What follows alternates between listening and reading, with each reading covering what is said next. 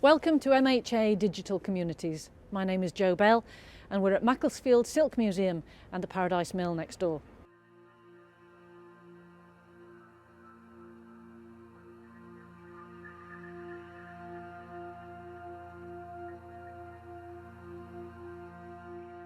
This place, right on the edge of Park Green in Macclesfield, is one of the first places that industry was really established in England, and consequently one of the first places where there was industrial protest. Park Green has always been a place where protesters and activists have assembled to make their voices heard. And in 1763, one of the very first industrial assemblies of disgruntled workers gathered here, many workers protesting about the price of silk. They wanted it to be higher so that their wages could be supported.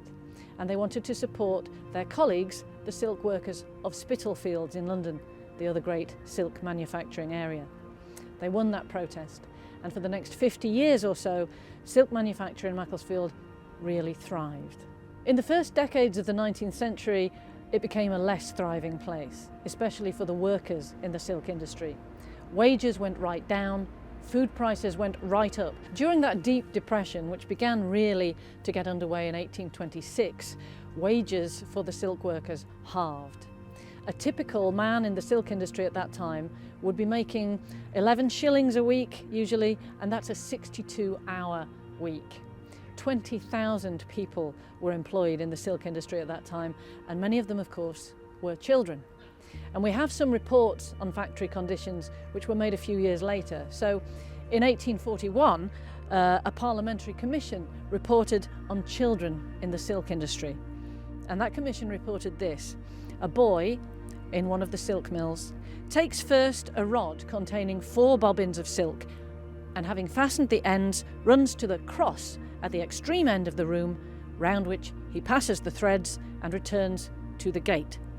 Supposing the master to make 12 rolls of silk a day, the boy necessarily runs 14 miles, and this is barefooted. It's no surprise that with working conditions like these, Macclesfield was one of the first places to unionise. One of the very first trade unions in England was set up right here at Park Green by disgruntled silk workers who wanted to agitate for better working rights, better pay, better working conditions. And this was 8 years before the Tolpuddle martyrs were sent off to Australia for having the audacity to set up a little union in Dorset. So they're real pioneers here in industrial relations. And this is the time of the first mill on this site.